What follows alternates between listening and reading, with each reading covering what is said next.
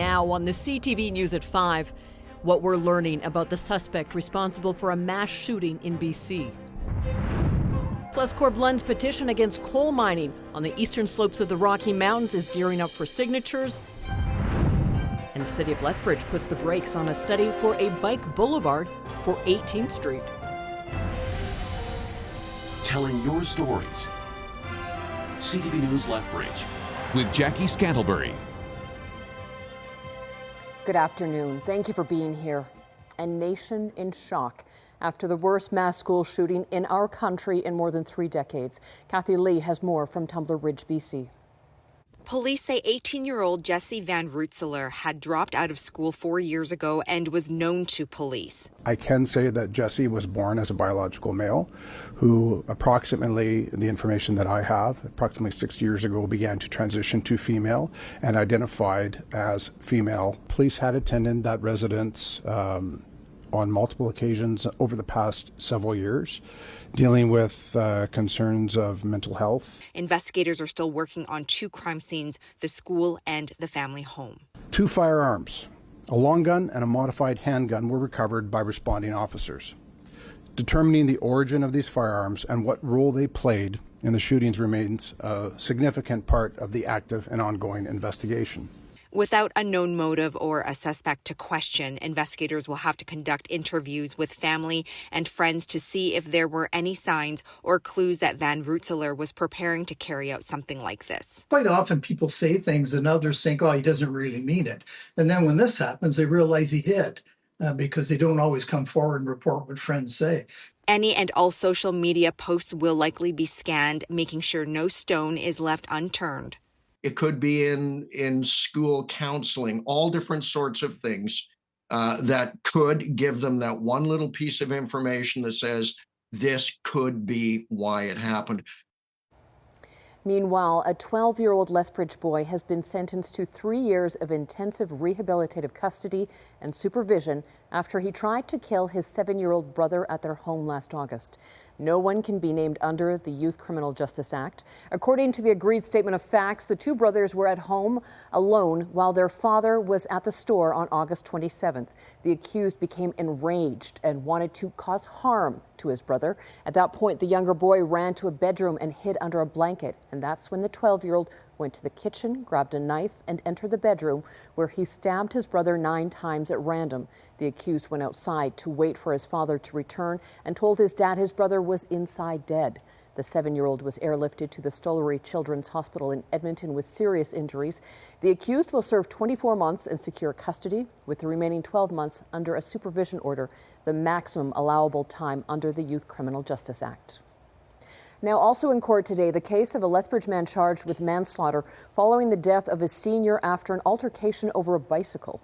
Police say on September the 10th, a 34-year-old man allegedly stole a senior's bike outside a business along the 1200 block of 2A Avenue North. The senior confronted the man, who then allegedly punched him in the face, causing the senior to fall backwards and hit his head on the ground. The 80-year-old later died in hospital. Cameron Hamilton is charged with manslaughter, uttering threats and theft. The case has been adjourned until March the 5th for the defense to review discovery from the Crown.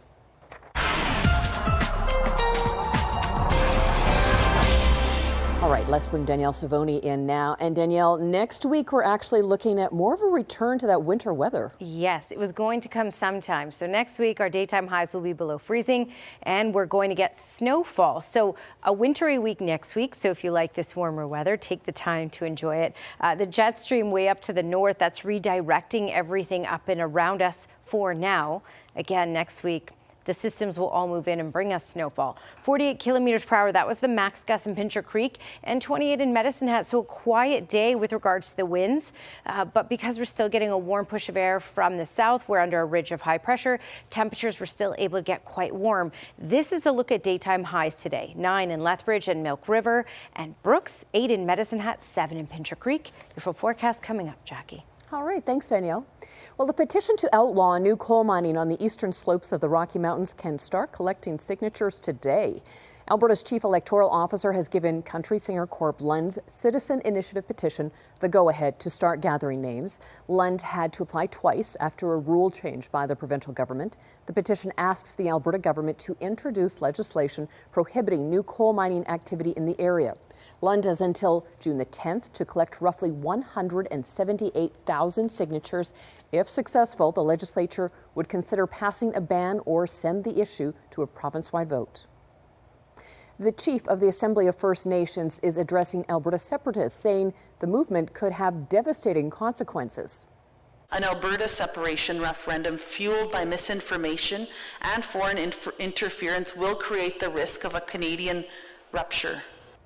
Chief Cindy Woodhouse-Nepik delivered the remarks at the second annual National Natural Resources Forum in Calgary. Those pushing for an independent Alberta says it's time to break free from what they call harmful federal policies and gain full control of the province's resources.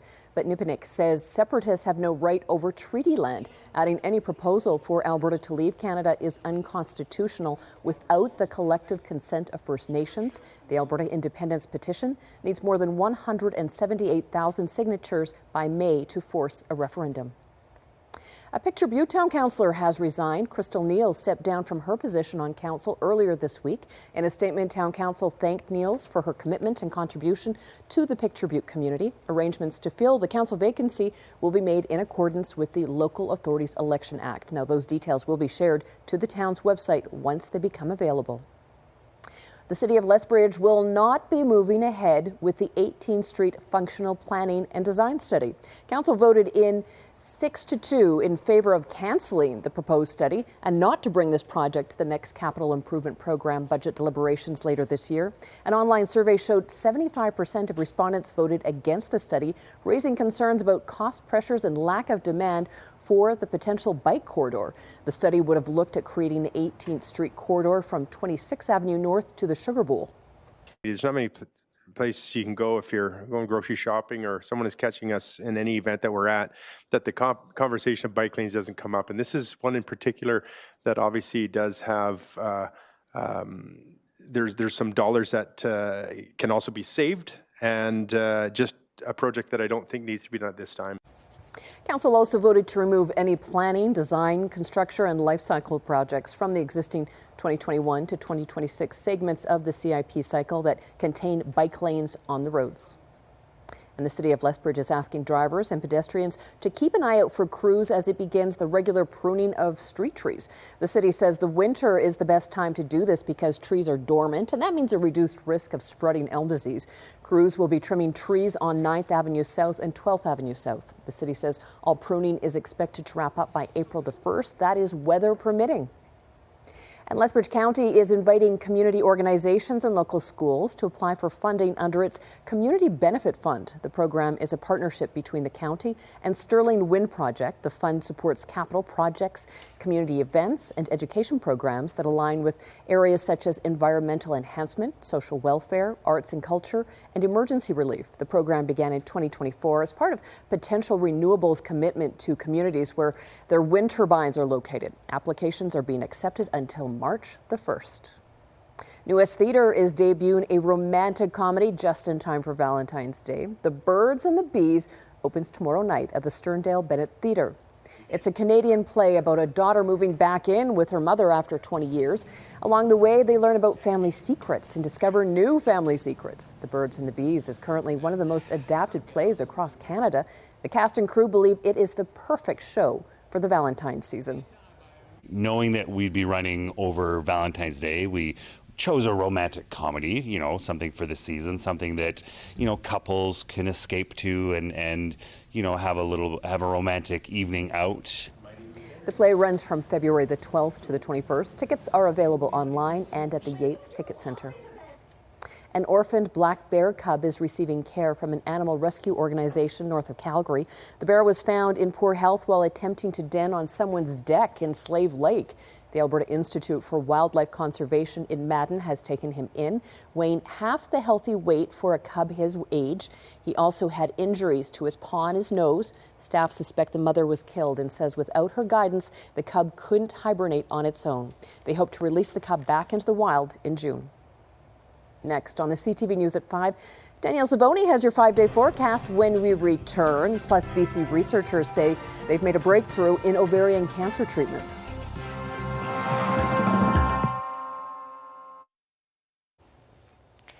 All right, Skycam from about an hour ago facing northwest. As Jackie said yesterday, for meteorologists, we're not as necessary for these next couple of days. Necessary by later this week when we have to talk about more winter weather and a complete weather change that's right on the horizon for us. So enjoy this while we have it, this calm, quiet goodness. All right, winds today, 48 kilometers per hour is the max in Pincher Creek. That's a quiet day in Pincher Creek, 28 for Medicine Hat. This will pick up for tomorrow. We're looking at that 60 range for Pincher Creek over to Lethbridge. We'll talk more about wind speeds in just a moment here. All right, this is a look at daytime highs. We already looked at this, but I want to show you once again. We're going to get warmer than this tomorrow. Most communities will pop into the double digits tomorrow, believe it or not. 9 for Lethbridge, that was the high. Brooks, Milk River. 8 was the high in Medicine Hat, 7 for Pincher Creek. Even Calgary got to 8 degrees today. All right, fast forward to right now, and we're pretty similar in most communities. Brooks is still holding on to 9, and we're at that 8 range. Lethbridge, Milk River, Medicine Hat, 6 in Pincher Creek at the moment. Okay, radar and satellite, ridge of high pressure in place, redirecting all of this moisture, the cloud cover, the snow, everything up and around us. We're getting mainly sunny skies. That's why temperatures are able to warm up. We got a warm push of air from the south. At times we have winds from the west and southwest, which is enough to warm our temperatures as well. All of this will be in place for tomorrow, working together to get us into the double digits for most areas. But longer term, the jet stream is going to slump down to the south. That's going to allow a cooler air mass to roll in. The other thing it will allow is for all the stuff coming from the west, clouds, systems, snow, that's going to allow that to track right on in to the far south. So we're going to get some snowfall next week. We're going to get much cooler temperatures. In fact, we may even get in some communities daytime highs in the minus double digits by the end of next week. So cooler weather to come. If you have dogs that you have to walk and things you have to do outside and all that kind of stuff, you need to be prepared for that. All right, looking fast forward to early Saturday, and there should be some snow in the mountains. There's a small chance it might creep in into some parts of the Kiwi too. It's a bit of a ways away, but there is that possibility, mainly to the north of the far south, so Calgary area. All right, East Kootenay for tonight, -4 fog patches that will carry into tomorrow morning. Wind chill of about -6 to kick off the day, getting up to +3 with mainly cloudy skies in the afternoon. Crozes Pass gusts 60 kilometers per hour this evening, likely in the overnight hours as well, and through tomorrow, all out of the west, which will get us to at least 7 degrees as our high for tomorrow. There will be a good amount of sunshine, but also some cloudy periods, especially in the morning. Medicine Hat -5 tonight, wind chill of -11, which means you're looking at a wind chill of -10, -11 when off to work and school tomorrow morning. Gusts 40 kilometers per hour tomorrow, getting us up to 8 degrees. And when we look at Lethbridge, likely 11 degrees for tomorrow. So there's those double digits, 60 kilometer per hour gusts. And then we start our very slow decline. So still warm for Friday at 9, but as you can see by Monday, a high around the freezing mark with snow Monday night.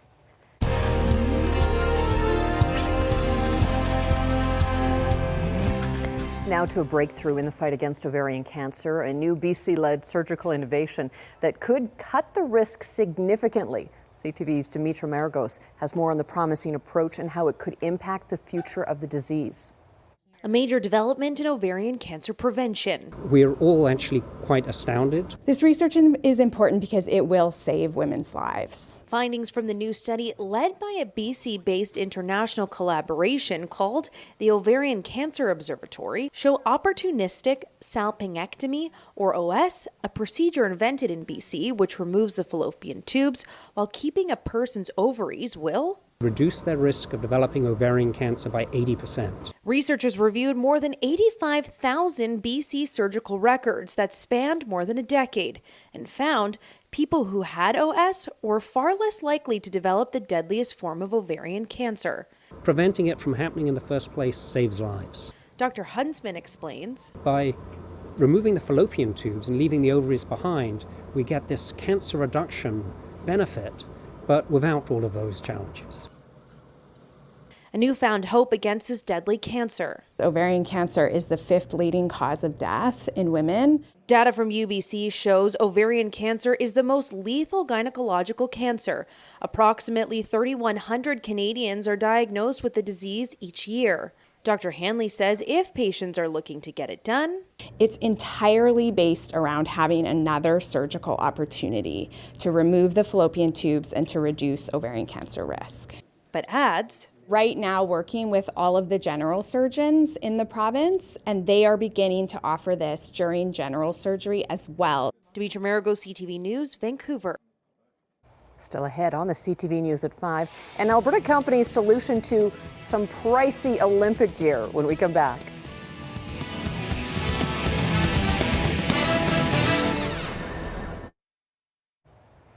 Castle Mountain Resort's first high-speed chairlift officially opened this morning. The Stagecoach Express has unlocked 22 additional runs, expanded lift access terrain by about 25%, and has enhanced the on-mountain experience for skiers and snowboarders. The chairlift is from Sunshine Village and it arrived at Castle in 2024. It underwent a retrofit before it was installed last fall. The opening of the chairlift coincides with the resort's 60th anniversary. It's a monumental change for Castle Mountain Resort. 22 new trails, increasing our lift serviced skiable acreage by more than 25%. This is a huge day for the future of skiing in Southwest Alberta and Castle in particular. The Stagecoach Express is the longest aerial lift in Castle's network at more than 1,400 meters. To hockey, the Brooks Bandits are still trying to steal the top seed in the interior BCHL conference. They'll play a rare midweek matchup tonight with 2 big points on the line. Brooks will be on the road going up against the Sherwood Park Crusaders. The Bandits and Crusaders have split their 6-game season series to this point. Brooks sits 3rd in the conference, 10 points back of the West Kelowna Warriors. Sherwood Park is a few spots back in 6th. Puck drop tonight is at 7. A busy day for Canadians at the Milano Cortina Games, including a first Olympic podium for veteran ice dancers. CTV's Scott Hurst has more. A podium finish for Canadian ice dancers Piper Gillis and Paul Poirier, their first Olympic medal. They've been working really hard. They're an amazing pair together. They've been together for about 15 years now. The 3-time Olympians were in 3rd after the rhythm dance. They put down a score of 131.56 in the free dance, for a combined total of 217.74, and that secured them the bronze medal. Reigning Olympic silver medalist in the men's speed skating 1,000-meter, Laurent Dubreuil, was one of 3 Canadians racing for a medal in the event at Milano Cortina. Dubreuil, however, failed to reach the podium this time around, finishing 8th overall. A thrilling finish in the women's freestyle moguls event. Saskatchewan's Maya Schwinghammer reaching the top 8 medal round, putting down a final run score of 77.61. She was just off the podium, however, 5th in her first Olympic Games. Another Olympic final is booked for Elizabeth Hosking in snowboard halfpipe. The Quebec athlete in her 3rd Olympic Games was 8th in qualifying today. The 12-rider final takes place on Thursday. 4 Canadians were taking part in the men's Super G. Jack Crawford, the top athlete wearing the maple leaf, placing 16th in the alpine skiing event, about a second and a half behind the winner. Medals were on the line in biathlon. The top Canadian was 23-year-old Calgarian Pascal Parody, finishing in 24th place. 4-player curling is now underway. Team Brad Jacobs opening up their Milano Cortina experience with a win over Germany. Men's hockey is now officially underway. Canada's first game is tomorrow against Czechia. The women will wrap up their preliminary round in a game tomorrow as well, against Finland. Scott Hurst, CTV News, Toronto. An Alberta apparel company has created some budget-friendly gear to support Canadian Olympians. Edmonton-based The 780 has put out a new line that pokes fun at the Canadian habit of over-apologizing while celebrating our talents. The owner says while he loves the official Olympic gear, it is pricey. He wanted to make something more accessible. I think it's important that we stay Canadians. The humility, being humble, I think that's what makes us so unique in the world. But we do need to take pride in what we're good at. Because, yeah, if we don't, who's going to do it? These T-shirts are around $30. The hoodies range from $65 to $75. You can catch Rob McLeod, known as Frisbee Rob, attempt to claim a Guinness World Record title this weekend in Calgary.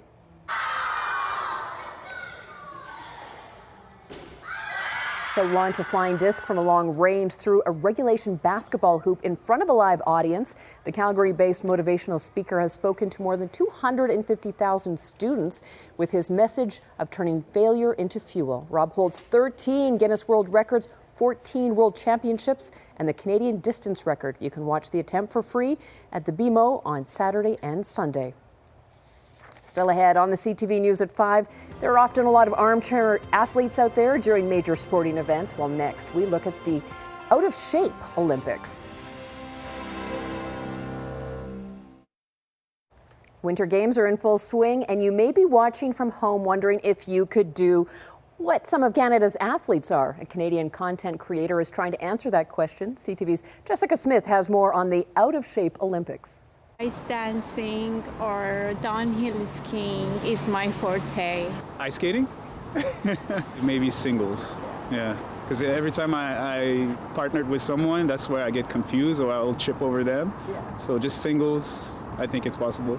To answer the question how the average Joe or armchair athlete would stack up against an Olympian, Toronto content creator Simona Stallone decided to take on the challenge. There's a lot of hard work that goes into making something look effortless, and the purpose of this is the comedic twist of this is to showcase that in probably one of the most extreme kind of experiments, but I'm here for it. I commit to the bit and I'm doing it for the plot. Stallone created a social media series called the Out of Shape Olympics during the 2024 Summer Games, trying over 20 sports.